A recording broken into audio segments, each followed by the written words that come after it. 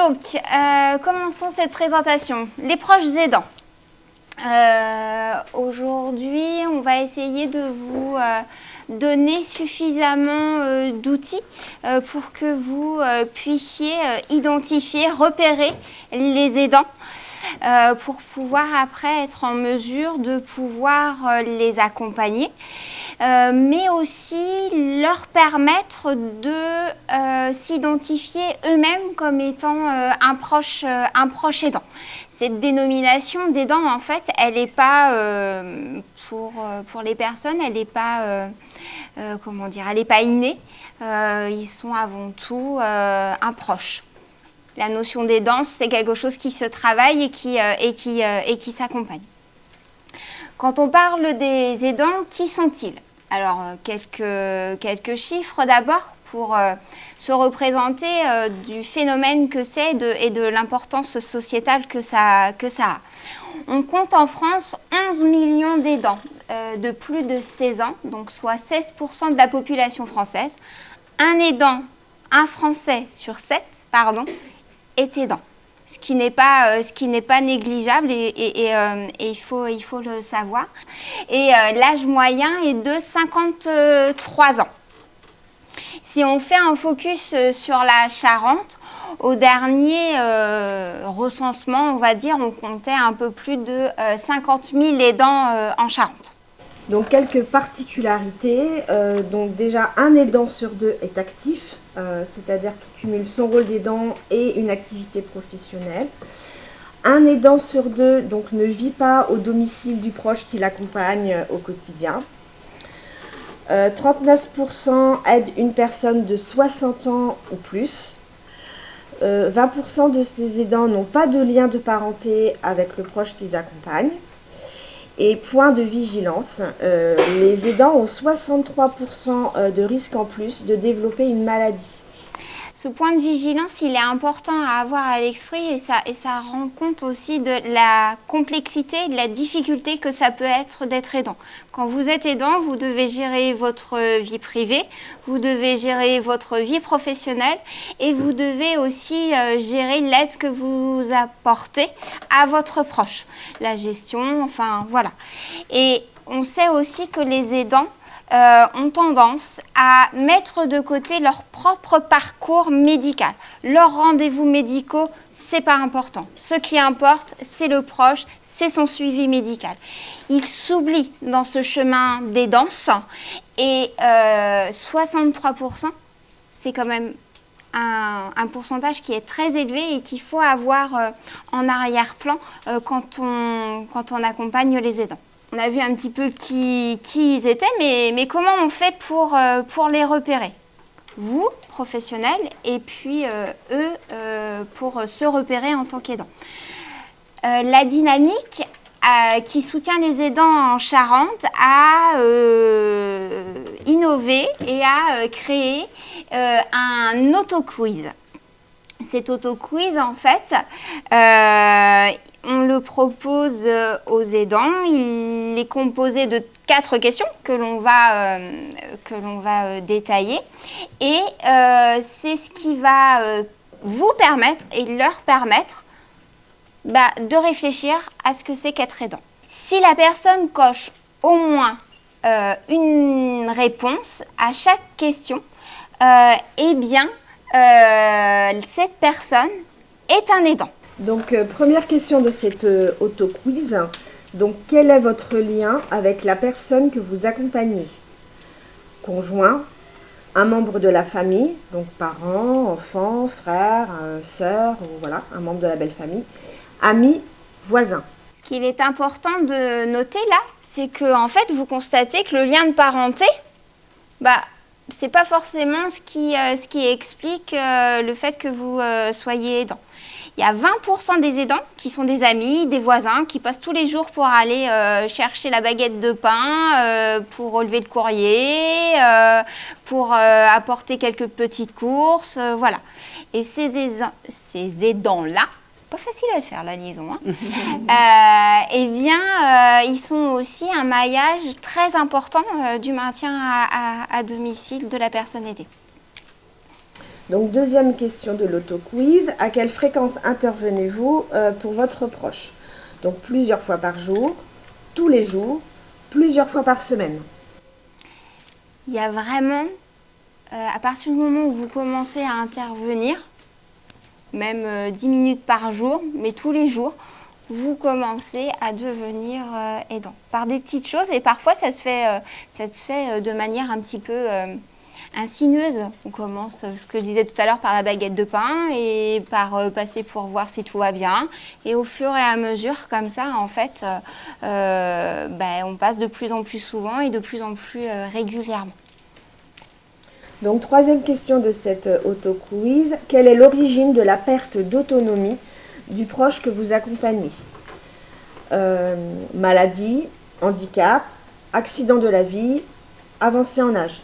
On peut devenir aidant de façon très progressive ou alors de façon très soudaine, très brutale, selon les histoires de vie. Et ça, c'est aussi, ça a une résonance sur la façon dont on peut vivre les choses en tant qu'aidant. Dernière question de cette auto-quiz. Quelle aide apportez-vous à votre proche? Soins de la vie quotidienne, donc la toilette, l'habillage, l'aide au repas, soins techniques, donc pansement, pilulier, aspiration, accompagnement à la vie sociale, démarches administratives, coordination des aides à domicile, sécurité, soutien psychologique, aide au suivi médical, donc accompagner chez le médecin, le kiné, l'orthophoniste, activités domestiques, tout ce qui est ménage, courses, préparation du repas. En tout cas, on voit bien cette liste, elle est vraiment très diverse, elle est très variée. Et un aidant, il peut réaliser plusieurs choses plusieurs actions auprès de son proche. Parfois, il y a des aidants qui font tout seuls. Parfois, on a des situations où, en fait, dans les familles, on se répartit un petit peu les tâches. Quand il y a quelqu'un qui est plutôt doué pour le suivi administratif, s'il veut bien, ou même si parfois on ne lui demande pas, c'est lui qui prend en charge cette partie-là. Quelqu'un d'autre qui prend en charge la partie plus médicale, médicamenteuse, parce qu'il connaît un petit peu. Et puis le quotidien, c'est encore quelqu'un d'autre. Donc parfois, il y a un aidant et puis parfois, il y a plusieurs aidants. Il y a des co-aidants qui gravitent autour de la personne aidée. Quand on devient aidant, on acquiert et ou on développe des capacités d'organisation, de gestion. Parfois, quand on est professionnel, on peut se dire que franchement, il gère quoi, bien, très bien. Et donc, on peut avoir tendance à remettre des petites couches supplémentaires. Et donc, il faut avoir cette vigilance aussi à pas rajouter de couches et de responsabilités aux aidants, même si on est dans une conjoncture un peu difficile du maintien à domicile et que sans les aidants, en fait, ce maintien, aujourd'hui, il serait plus difficile à mettre en œuvre. Avec cette auto-quiz, en fait, on reprend les critères de définition du proche aidant que Marie va nous lire, qui sont inscrits dans la loi de l'adaptation de la société au vieillissement. Voilà, donc c'est une loi qui reconnaît tout d'abord l'action du proche aidant en lui donnant une définition et en lui reconnaissant donc des droits. Donc la définition, une personne qui vient en aide de manière régulière à titre non professionnel pour accomplir une partie ou la totalité des actes de la vie quotidienne d'une personne âgée en perte d'autonomie, peut être considéré comme un proche aidant. Donc ainsi peut être considéré comme proche aidant de la personne aidée, donc son conjoint, le partenaire avec qui donc elle a conclu un pacte civil ou son concubin, quelqu'un qui partage sa vie, un parent, un allié, une personne résidant avec elle ou entretenant avec elle donc des liens étroits et stables. Voilà, donc ça, c'est vraiment la définition de la loi. Une fois que vous avez pu repérer un aidant et que vous voyez qu'il y a peut-être des difficultés ou des besoins de soutien, il y a toute une dynamique qui soutient les aidants en Charente vers laquelle vous pouvez vous tourner, et notamment en passant par les plateformes, en nous contactant au numéro unique qu'est le 05 45 21 31 31.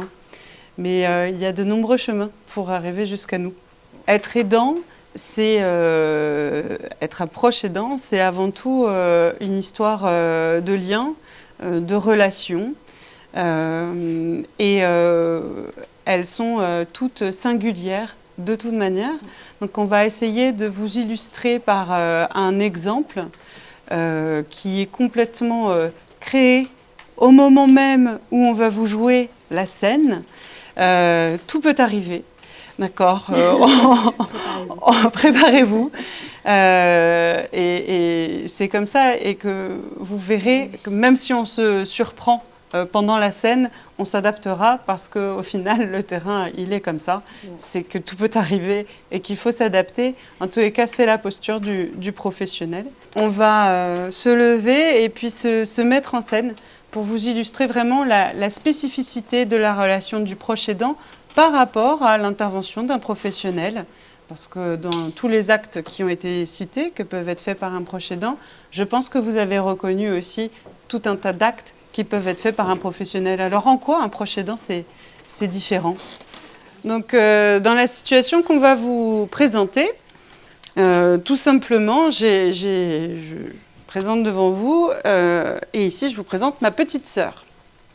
D'accord, Lydie. Donc ma petite sœur, depuis qu'elle est née, hein, forcément, on a grandi ensemble, on a eu tout un parcours de vie, une tranche de vie, et puis plus jeune, et puis toujours, enfin je suis la grande sœur quand même, hein, donc c'est un petit peu moi qui mène la danse, hein, parce qu'il faut suivre ce que disent les aînés, C'est ça, vous connaissez. il fallait toujours faire ce qu'elle voulait quand on était enfant. Alors bon. En même temps, c'est moi qui avais raison. Donc voilà. Alors, une petite phase de rébellion à l'adolescence, là. Oui, ça fait du bien, un peu, d'asseoir sa personnalité. Oui, enfin, ça n'a pas duré longtemps, parce que, voilà, quoi. Hein, le aîné, quoi. La grande sœur. C'est ça. Hein, ça vous parle peut-être ou... Bon. C'est bon. Et puis la vie passe, j'avance en âge, je suis partie un peu de la Charente et tout, puis là je me suis rapprochée, je suis retournée au village familial, vivre pas loin de la petite sœur parce que j'ai appris que j'avais une maladie de Parkinson et que ça m'inquiète pas mal, que j'avais pas envie de rester seule dans la grande ville, j'avais envie d'être dans un retour aux sources, la nature et puis d'avoir la petite sœur quand même, parce que même si je la chahute un peu, parce que je sais mieux qu'elle ce qu'il faut faire, on s'entend bien, très bien. Moi, j'étais contente de la voir revenir, c'est ma grande sœur, même si parfois elle m'agaçait quand on était enfant. Ah, je l'aime bien quand même, ma grande sœur. Donc, ouais, c'était sympa de la voir revenir. Bon, par contre, j'avais pas une notion, conscience que ça allait être différent, en fait, dans notre façon d'être. Il y avait des tensions qui commençaient à se remettre en place, un peu comme quand on était enfant, où elle me dit ce que je dois faire pour elle. Mais bon, c'est comme ça, quoi. Puis je perçois bien aussi que... petit à petit, quand même, la maladie de Parkinson, elle est présente. Elle a besoin de moi pour de plus en plus de choses, en fait. Au départ, ça commence un petit peu par surveiller qu'elle prend bien ses médicaments, quoi. J'ai besoin d'aide pour faire le pilulier, clairement, avec en plus l'arthrose qui avance, j'ai du mal, il y en a plein, les cases sont petites et tout, donc puis je m'en mêle un peu, c'est fatigant, hein, c'est quasiment toutes les 3 heures et tout ça. Donc elle habite juste à côté, donc ça tombe bien. Tu peux venir me le faire et venir me les donner des fois Donc au départ je faisais le pilulier, voilà, ça va assez vite. Sauf que maintenant, bah, je suis obligée de passer toutes les 3 heures pour vérifier qu'elle a bien pris ses médicaments. Et puis, bah, y a les rendez-vous médicaux avec le médecin traitant, avec le neurologue. En plus, il y a un suivi avec le kiné. Ah bah, évidemment. Voilà, évidemment. Donc, bah, ma soeur préfère que ce soit moi qui l'emmène. Oh bah, évidemment. Voilà, elle dit que c'est plus confortable et puis j'ai que ça à faire. Bah, c'est sûr. Voilà. Après, il y a le rendez-vous avec l'orthophonie aussi qui s'est mis en place. Comme ça, tu comprends mieux ce que j'ai besoin.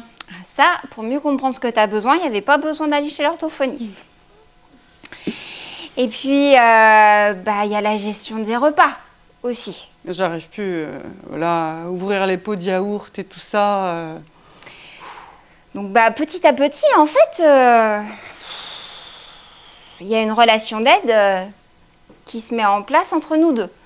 Je vois plus ma sœur, mais je vois une personne à aider, à accompagner, qui a des exigences, ou en tout cas, il y a des choses où j'ai un petit peu de mal à comprendre, à entendre, voilà. Parce que je me souviens de comment c'était quand on était enfant, et à certains épisodes de notre vie de famille, et tout ça, ça commence à se tendre. Tu mets de la mauvaise volonté. Si c'était toi, je demanderais rien, moi. Voilà. En plus, si c'était elle, elle ne demanderait rien. Tout est normal, selon elle. Sauf que moi, je commence à fatiguer. Je commence à en avoir marre de ma grande sœur, marre de ne pas avoir du temps pour moi.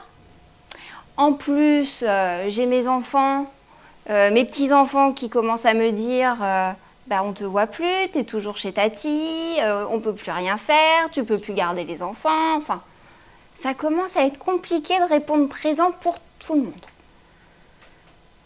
Tu vas pas me laisser quand même? Non. Il n'est pas question de te laisser. Ça, c'est pas possible. Je suis venue pour toi. Je sais que tu es venue pour moi. Et je suis bien contente que tu sois à côté de moi. Mais par contre, on ne peut pas continuer que toutes les deux. Bah, comment ça? Il va falloir qu'on se fasse aider. Que je me fasse aider. Que tu te fasses aider. Il y a du monde, hein. Le kiné, l'orthophoniste, le médecin. Oui, mais plus pour le quotidien. Pour un peu me soulager. Tu fais 3 fois rien. 3 fois rien. Et bien, ce 3 fois rien, on va essayer de le diminuer encore un petit peu plus. Bien et on va essayer de mettre en place, si tu es d'accord, on va essayer. Que Je veux bien quelqu'un voir. d'extérieur, un tiers, un professionnel, puisse intervenir. Et puis souviens-toi, c'est le médecin aussi qui l'a dit que ça serait bien. Et peut-être que de voir quelqu'un qui fait pas la tronche de temps en temps, ça me ferait plaisir aussi. Bonjour, je suis le professionnel. Bonjour. Bonjour. Acceptez-vous que je vous aide un petit peu dans votre quotidien? On peut toujours essayer un petit peu. Oui. Vous avez l'air souriante. Ça change de moi, quoi. C'est elle qui l'a dit. Donc je vais faire le pilulier, je viendrai tous les matins pour vous faire le pilulier et vous accompagner dans la prise de médicaments. Mais vous ferez attention parce que j'ai des cachets qui s'émiettent un peu. D'accord, je serai vigilante. Bon, Donc ça se passe. ça se Et ça passe. se passe bien. Ça se passe bien parce qu'elle est vraiment souriante. Enfin, vraiment, ça change. Hein. Donc si vous souhaitez, je peux venir aussi le soir pour vous accompagner. Vous seriez d'accord qu'on essaye? Et je vais la voir quand, ma sœur?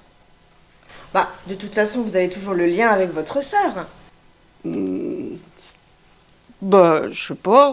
Depuis que vous venez, je la vois moins quand même. Hein. Ah. Donc voilà. J'ai le lien, là.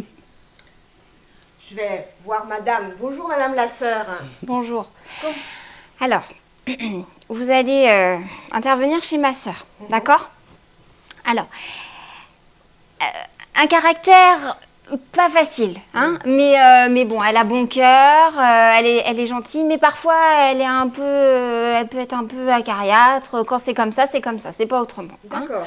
Elle adore être à l'extérieur. Alors, si vous pouviez aller l'emmener un petit peu se balader. Par contre, il faut faire attention, hein, parce qu'il y a des risques de chute. Alors, il faut prendre le déambulateur, d'accord. Et puis, il faut bien veiller à ce qu'elle prenne ses médicaments parce qu'elle a tendance à les oublier. Et puis, de toute façon, je passerai quand même. Hein, faut pas, voilà, je viendrai voir si tout va bien aussi. Oui, oui. Votre sœur a besoin de garder ce lien avec vous. Hein. Oui. S'il y a un petit souci, de toute façon, on en parlera à votre sœur. Ah bah oui, bien sûr qu'on l'appellera. C'est elle qui connaît tout, qui gère tout. Voilà. Bon. Sous ma direction. Ouais. Et là, vous voyez, elle n'est pas facile quand même. En tout cas, depuis que Marie intervient auprès de ma sœur, ça me décharge un petit peu de cette relation d'aide que je partage avec elle. Il y a des petits bouts que je lui cède et bon, j'ai presque envie de l'inviter un dimanche à venir manger avec nous tranquillement pour partager un bon moment, quoi. Oh ça me ferait plaisir, hein. C'est vrai. Ça fait des semaines qu'on ne s'est pas engueulé sur le pilulier. Oh non. Ouais. Ça fait du bien. On se retrouve un peu, comme avant. Bon, ça reste toujours ma grande sœur, hein, mais c'est comme ça depuis ma naissance. Et moi, j'avoue que d'avoir un professionnel qui vient, ça me rassure aussi. Parce que je peux lui dire des choses que je ne pouvais pas dire à ma sœur ou que ma sœur ne pouvait pas comprendre. Je peux lui partager mes préoccupations et puis elle peut avoir des bons conseils aussi que ma sœur ne connaît pas. Et c'est vrai que c'est quand même une belle saloperie ce que j'ai. Tada.